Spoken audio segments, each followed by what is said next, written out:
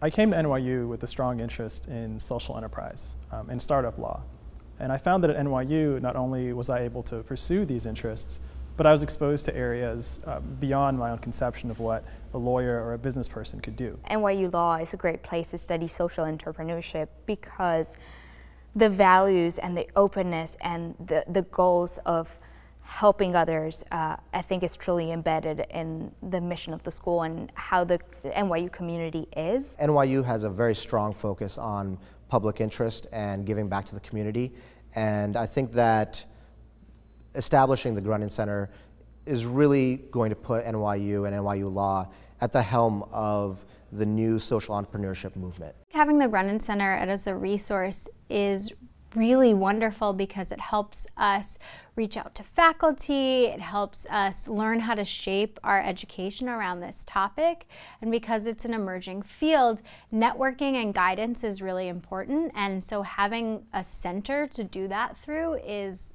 essential. To have that sort of guidance and that leadership from the Grunin Center and the associated faculty and administration will provide a very strong foundation for students, no matter what their interests.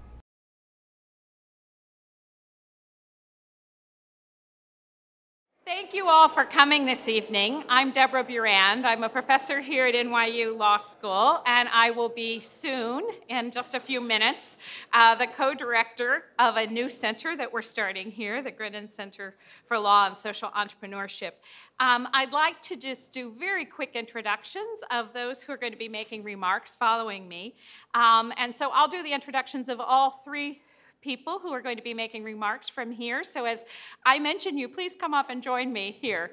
So first, I'd like to introduce our dean, Trevor Morrison. Our dean is also the Eric M. and Lori B. Roth Professor of Law here at NYU School of Law. Before coming to NYU, he was on the faculties of both Cornell and Columbia, and he served as an associate counsel to President Barack Obama.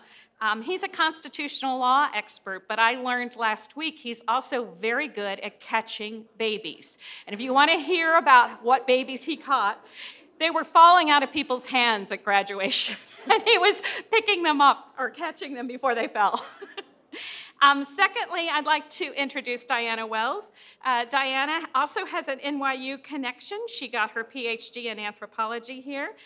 She was named both a Fulbright and Woodrow Wilson Scholar while she was doing that. She became the president of Ashoka in 2005, and I should admit right up, and I don't think I've ever told you this, Diana, I am such an Ashoka groupie that the first time I got an email from you, I had like thrills going up and down. I was like, oh, this is the president of Ashoka who just emailed me. So I'm just delighted to be able to have gotten to know you. And I'd like to now also introduce, of course, Jay Grunin. Jay Grunin and his wife, Linda, first met here at NYU School of Law in 1966. For those of you who've spent most of the day on the second floor, you may have noticed that there is a classroom dedicated to Jay and Linda. They practiced law together in the Toms River, Ocean County, New Jersey. And in 2013, they set up the Jay and Linda Grunin Foundation with their son, Jeremy. And we're just delighted that you're here with us today and that you're making this center possible. I'll just say one last introduction because she'll be speaking at the end of this, which is Helen Scott, Professor Helen Scott, who is here with us this evening. Helen is not only a professor of law, but she's the founder and co-director of the Mitchell Jacobson Leadership Program in Law and Business, and she will be the co-director of the Grunin Center for Law and Social Entrepreneurship. Much of what has been piloted here at the law school in this space of social entrepreneurship has Helen's fingerprints on it. And I'm deeply indebted to her because, but for Helen, I'm not sure I would have made it to this law school. So thank you, Helen. So with that, let the party begin.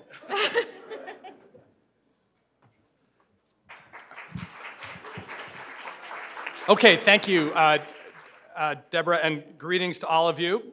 I'm Trevor. I'm the dean of this law school, and that's something I'm very proud of every day, but especially so today, that we can be launching and celebrating the launch of the Grunin Center for Law and Social Entrepreneurship here at this law school. NYU Law School prides itself on being an innovative leader in legal education. That's something we not only say, but believe and are sure that we're right about. This is powerful evidence of that. This center will be the first of its kind at a law school. It certainly would not be possible without the vision and generosity of Jay and Linda Grunin. Jay, we're just tremendously thankful to you for your guidance, for your friendship, for the tremendous support that you're providing and enabling us to launch this new center. Your vision and dedication, and that of Linda as well, really is inspiring. And the story that the two of you share, having met here at the law school, and we've now named the classroom in which they met after them on the second floor, is inspiring all by itself, that you're giving back to the law school in this way, enabling us to launch this tremendously exciting center. It just is a wonderful thing, and you have my very deep gratitude as well as that of the entire NYU Law community. I think a brief applause now for Jay is certainly we're also thrilled to be partnering with Ashoka in this venture. That too, I think, is an innovative aspect of this undertaking, that a law school is partnering with Ashoka, a leader in social entrepreneurship, and we see just all kinds of potential of what the school and Ashoka can be doing together going forward. The center also would not be possible without the brilliance and dedication of Helen Scott and Deborah Burand. You know these two, but let's applaud them. It's hard to believe, Deborah, you're at only the end of your second year here at NYU Law School. So a sign of a good faculty hire is if you truly can't imagine the school without that person from as soon as she arrived. That's certainly true of Deborah. She's just an amazingly valuable member of our law school community, and we're thrilled that she and Helen together will be leading the Grunin Center. I want to thank you, Helen, for taking this on the top of everything else you do to run a very large fraction of this school overall. Thank you for that. I'm really excited about this. I think the space of social enterprise, of a social entrepreneurship, is clearly a growing one, and today's conference, this two-day conference on impact investing, of course, fits precisely in that space. But there's immense potential for what lawyers can be doing to advance the work in this space, and that, frankly, is understudied, but ripe with potential for study and for action. And so, as with all of our centers and institutes here at the law school, we look to the Grunin Center to be a thought leader in its area, to be helping to develop curricula that can be taught in this law school and at other law schools, and for bringing together the worlds of theory and practice in a way that our school is committed to doing. I'm thrilled for the future of the Grunin Center's work, and thanks to all of you for being here to help us celebrate it.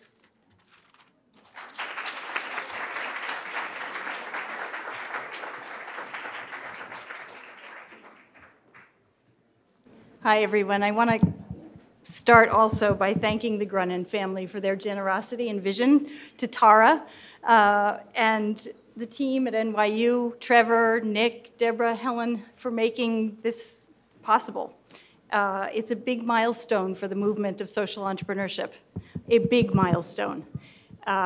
For someone who knew Ashoka in the early days, in the mid-1980s, wherein Bill Drayton created the field of social entrepreneurship with the launch of Ashoka. He did so based on a specific idea that there's nothing more powerful for social change than a systems change idea in the hands of a social entrepreneur. And the simplest definition of social entrepreneur is someone with a vision, a future she wants to see, the creativity to envision how to get there, and the persistence to build and iterate and continue to iterate so that only once that imagined future is here is that person satisfied, which of course is never. And note that I said until that future is here, not the organization or the scale. It's the idea, right, that is growing. An entire organization built on that idea with a grand design to create the field of social entrepreneurship is itself a big idea. But it started small. There were about 4 or 5 people in 4 countries around the world who were setting out to prove that this person existed and that they existed everywhere and across history. And tonight we get to celebrate their presence in the legal community. Not new, but the first time we're calling that out and recognizing that. And like the ABA, we started to build a peer group so they could find each other, exchange ideas, and build community. Bill's idea got visibility when he was awarded the MacArthur Genius Award, and it started to grow from there. Now 36 countries later, and 3,300 social entrepreneurs were also working in the field of education, from elementary school to high school to universities, and now law schools. So thank you. NYU is a brilliant partner. It makes total sense that it's NYU, given all the work and reputation and that they've built and space they've created for public interest law. There's no question anymore that social entrepreneurs are not a particular breed and that they exist. We see a column in the New York Times that's weekly by David Bornstein, who first wrote his social entrepreneurship, his book, How to Change the World, in 2004. He'll be here tomorrow. More philanthropists are drawn to investing in social entrepreneurship as a means of empowering sustainable transformational change. And corporations who want to work with social entrepreneurs are finding that doing so helps them see the future. We also see governments around the world, including Singapore, the US, the EU, the UK, who are looking to social entrepreneurs for the road to new innovative policy and change that really matters. And of course, universities across the US and also across the globe are finding a demand from students to do more and create more space. So hooray to the Grunin Center for its launch that we can celebrate today. We'll also see new organizational forms being created, much of the conversation today, as we see an explosion of opportunity beyond binary nonprofit and for-profit entities. Recognizing the many ways in which the world has changed since the early 80s when Ashoka started, we too have changed. We see that the world needs social entrepreneurs more than ever because they've helped us see the future. And the future is here. The rules have changed. We note that to succeed, we need to work across geography, across class, disciplinary silos, and we need to work more in more flat and non-hierarchical ways. In our new world, many more voices matter, not just because inclusion is good, because many of those might just be telling us the answer we need to hear. We've continued to learn and expand our reach beyond social entrepreneurs to the business sector and to the global network of schools, universities. Since Ashoka's founding, the legal community has played a key role in our movement. For the organization whose founding purpose was to support social entrepreneurs with system change ideas, the legal community has been one of the core systems engaged in both creating and institutionalizing change. In fact, one could argue that the emergence of the legal system was a key pivotal moment in human civilizations and social progress. Could it be that lawyers were the first social entrepreneurs? Statistically, we know the impact of Ashoka Fellows, 57% have helped change national policy within 5 years of election. This includes drafting legislation, contributing research, and organizing communities. 52% have helped change industry norms within 5 years of election, whether this is including building new professions. So, Ashoka has been working to support NYU's vision for the Grunin Center, for sharing our understanding of the strategic landscape ahead, informed by our global network of social entrepreneurs, universities, and corporate partners. Ashoka's worked with the with the Grunin Legal Track at our university event, our annual university event, sharing our understanding of the strategic landscape ahead, and developed a group of, in that law track, a group of legal educators who are embedding themes of social entrepreneurship into their courses and scholarship. With the Grunin Center, Ashoka will be developing the Grunin Prize. So this is the first announcement that the Grunin Prize will be awarded next year at this event to recognize lawyers and legal educators, policymakers, in-house counsel, or legal teams that develop innovative, scalable, and social entrepreneurial solutions using existing law, legal education, or development of new legal structures or metrics. So in closing, let me say that I often think I have the best job in the world because I get to see the world from a lens of solutions, not problems. I see abundance of possibility and opportunity where others see deficit. In that vein, at the launch of the Grunin Center for Social Entrepreneurship at NYU Law School, let me close with 3 questions I think the center will help us answer. What if business growth became synonymous with solving social problems? And what if everyone could find purpose and agency for good in his or her work? And finally, what if cross-sectoral partnerships of dedicated system changers were the norm, not the exception? Thank you.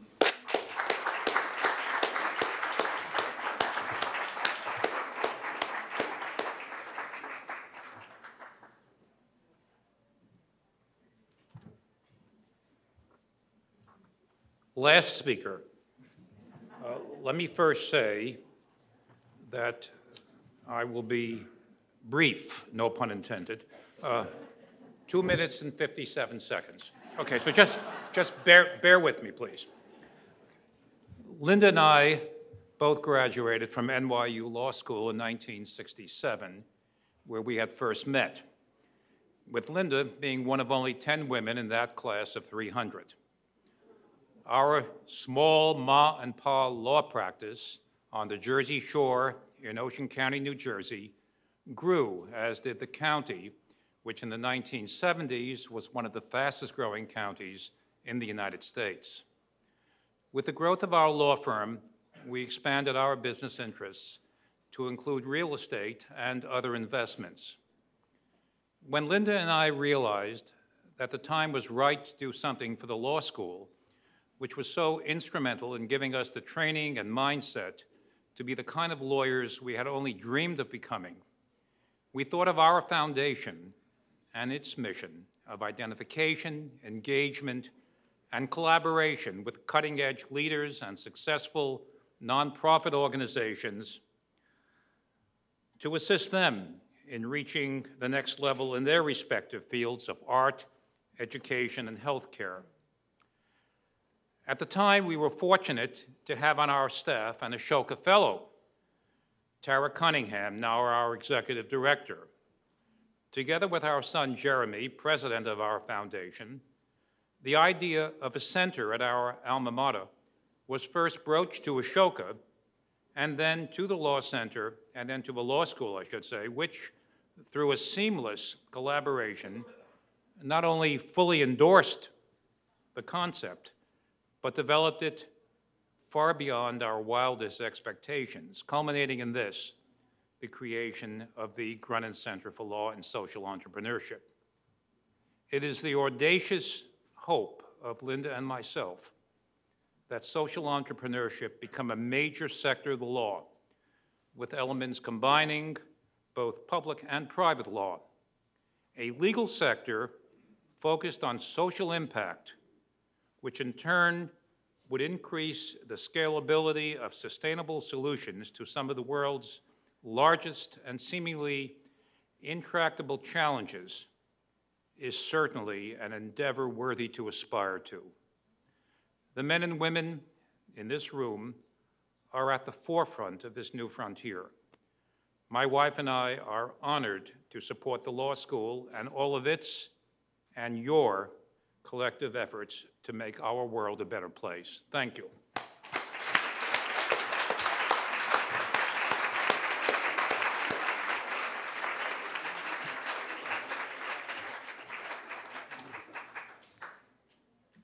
It's so nice to see you all. Jay was indeed the last speaker, and I am the first and only toaster. So I have both the honor and the pleasure of making a toast to launch the Grunin Center for Law and Social Entrepreneurship. I will not ask you to raise your glass yet because I have a few things to say, and I know it gets tiring when you have a glass in the air for that long. I would like to introduce you while I'm up here to the inaugural members of the Advisory Board of the Grunin Center, which will launch this evening. Jay Grunin, obviously, the honorary chair. Tara Cunningham, raise your hand, Tara. Jeremy Grunin, our dean, Trevor Morrison, Jonathan Ng, Ira Nordlicht, Rachel Robbins. Some of you have seen us around and about and talked to us. That will be the first board that will take its seat tonight. But I would like to say that for me, the Grunin Center represents the stars really aligning in an extraordinary and unexpected way. Those stars include, of course, the generosity and vision of Jay and Linda Grunin, who endowed this center, bringing to life the dreams of many of us by so doing. Trevor, our dean, and the support of NYU, which is, in my view, and I'm not biased at all, the ideal institution at which a center like this should be located. Our history and tradition of public service, our history and tradition of global involvement, our history and tradition of interdisciplinary work, the strength of our clinics and experiential learning, the combination makes this a perfect convening place for this kind of enterprise. Our partners at Ashoka, what an extraordinary opportunity this gives us to combine strong institutions that bring different experiences and different skill sets and whole different perspectives to bear on these sets of issues, to create a combination that exemplifies the thought that 1 and 1 can equal much more than 2. We've met lots of wonderful people forming our partnership with Ashoka, and we've worked with them already. We're looking forward to continuing to work with them together. I would like to acknowledge, many of you have seen her, if you haven't met her, Nerva Beljour, who is the person who basically runs the center and many of our lives, and without whom this conference could never have taken place as seamlessly as it has. And of course, I would like to acknowledge my friend and colleague, Deborah Burand, who is